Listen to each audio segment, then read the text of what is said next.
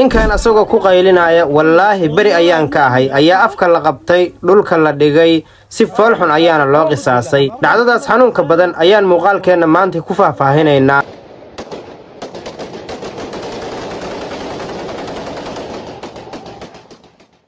soo dhawaada saaxiibayaal waxaan ka codsanayaa inaad muuqaalka like saarto siina share garayso youtube-ka haddii aad naga daawanaydo inaad subscribe dhahdo muuqaalkan aad like saarto ayaan ka codsanayaa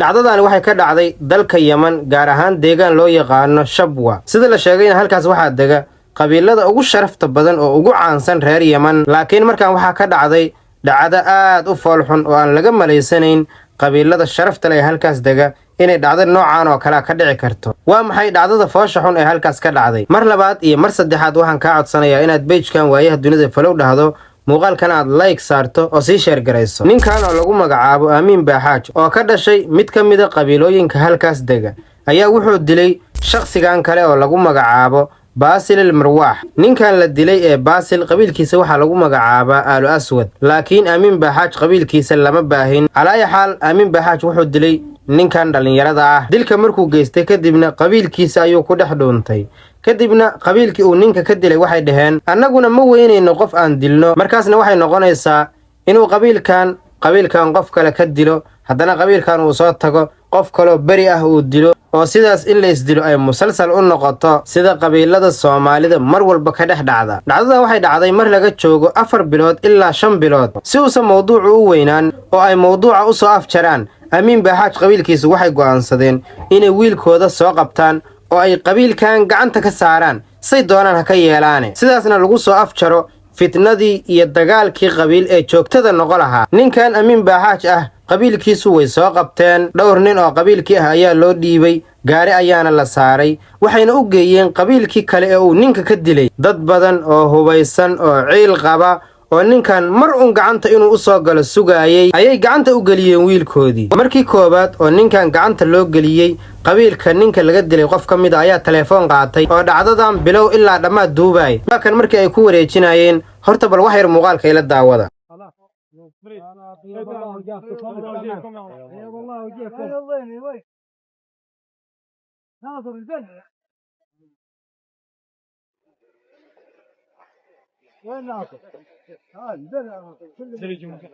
السلام عليكم. السلام ورحمة الله. كيفكم يا رجال؟ مساكم طيبين. هذا بنكم وهذاك بنا. تمام ولا؟ وهذا هو بصركم لكم يا خوتنا ويا صورنا ان بتعدمونا وان بتسجنونا انتم ابصر وهذا هو وصلت بيض الله وجهك بيض الله وجهك بيض الله وجهك يلا بريد على خير يا بيض الله وجهكم بيض الله وجهكم بيض الله وجهكم sida u jeedaan wiilkoodii ayay soo wadeen qabiilkii caraysnaa ayay ku wareejiyeen wax cafisa ugama aysa dalbin waxay dhaheen waa kaas ninkii haddii aad xabsi dhigaysaan iyo haddii aad dilaysaan waa idinkaas xitaa ma aysan dhihin haddii aad cafinaysaan ninkan dad badan laguma soo darin dad cuqaal ah hadalka miisaami yaqaan lama socdaan ma uusan dhihin waa kaas annagana wiilkeenni adinkana wiilkiina weeye dhib ayuu geystay haddii aad noo cafinaysaan diyaar ayaan wax walba la nahay haddii aad xabsi dhigaysaan iyo haddii aad dilaysaanna sharciga islaamka ayaa idiin baneeyey ee sida qof la soo fogeeyey haddii aad dilaysaan haddii aad xabsi dhigaysaan waa idinkaas ayuu dhahay kadibna gaarigoodii ayay qaateen waxa keenayna waaba laba nin ee qabiil iyo dad cuqaala midna lama socdaan horta masiibada iyo qaladka koowaad halkaas ayuu ka imaaday ee dhacdadan qabiilkii caraysnaa ee ninka laga dilay ninkii gacanta ayaa loo geliyey asagoo qafaalan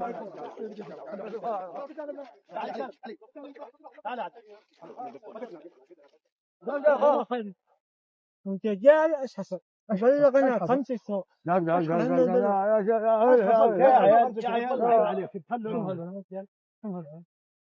خلوا الرجال حياكم الله يا جماعه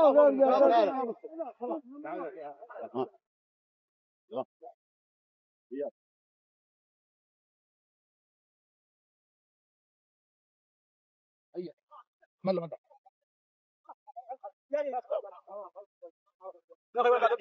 محمد باسل تعال محمد بن سالم محمد باسل ردوا له انا محمد بن سالم وفلان مشكله دعوني مظلوم والله waa ay wadeen markay wax badan wadeen waxay geysteen meel buuro ah oo cidlo ah waa keligood qabiilkiisii iyo qof xataa ku reer ah lama socdo xitaa haddii boqolkiiba hal qof oo qabiilkan qofka laga dilay ah uu naxariis geli lahaa qalbigiisa oo uu dhihi lahaa ninkan naga daayayaanna diline inta kale oo xanaaqsan oo qoryuhu u cabbaysan yihiin ayaa ka badan maxaa yeelay qabiilkii uu ka dhashayba meel kuma aysa ogaan wiilkooda sida loo geli doono ma la silci doonaa ma qaab sharciga ayaa loo tooga doonaa ma la cafi doonaa meel kuma aysa ogaan markay meeshaan cidlada ah geysteen way fariisiyeen su'aalo ayay weydiiyeen markuu damcay inuu su'aalihii ka jawaabo inuu faahfaahin bixiyo afka ayaaba la qabtay wuxuu war ku bilaabay moxamed bin saalim iyo wiilkiisa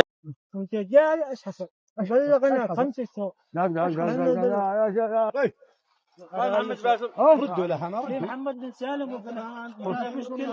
دعوني مظلوم والله laba qof ayuu magacyadooda sheegay laakiin lama sii dhegaysana waa la hantaa tureeyey labadan qof oo uu sheegay ma ayagaa dhib ka geystay ma wuxuu leeyahay ayaga ayaa ka dambeeyey oo igu riixay inaan ninkan dilo ma wuxuu leeyahay dilka ayay igala qayb qaateen lama sugin waa la hantaa tureeyey qaar ayaa qoryaha u cabbaystay lama dhihin war ninkan annaga ayuu gacanteenna ku jiraa bal aan fariisinno oo si fiican su'aalo u weydiinno qaarkood waxayba leeyihiin qiro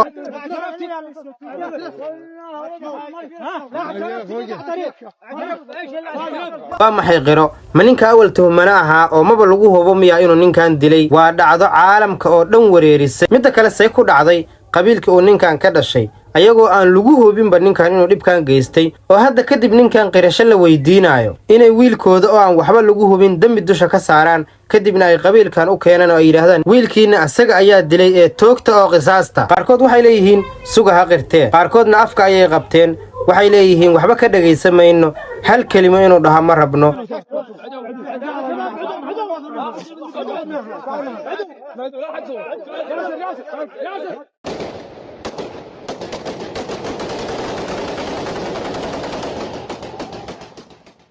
gardaduub ayay u xidheen oo gacmaha ayay gadaal u xidheen dhulka ayayna dhigeen kadibna dhowr qasnadood oo rasaas ayaa lagu mariyey waxa aa maqlaysid asaga ayay ku dhacayaan dadka cuqaasha ahaa ee falanqeeyey dhacdadan waxay ku sheegeen inay tahay jariimo ee aan qisaas lagu tilmaami karin walow dadkan ay aaminsan yihiin ninkan inay qisaasteen waa la yaqaanaa qof dil geystay oo diyo laga qaatay sidaasna lagu cafiyey sidoo kale waa la yaqaanaa qof dawlad loo dhiibay oo looga dambeeyo si sharcigana loo qisaasay mararka qaarna waxaa dhacda in dembiilihii lagu wareejiyo ciddii qofka laga dilay dad cuqaal ahna ay qofkan wareejiyaan sidoo kalena dad kale oo cuqaal ah ay la wareegaan laga yaabo markii tiirka lagu xidho kadib in laga furo haddii aysan cafinayn oo aysan qancayn dadkii weliyudamka ahaana si xayaata leh asagoo tiirka ku xidhan in si sharciga qofkii loo toogto laakiin dhacdadan oo kale waa mid aad u foolxun waana jariimo ee wax qisaas ah lama dhihi karo daawad waxaan ka codsanaa inaad muuqaalkan like saarto ugu yaraan 3 qof asxaabtaada ka mid inaad u sheer garayso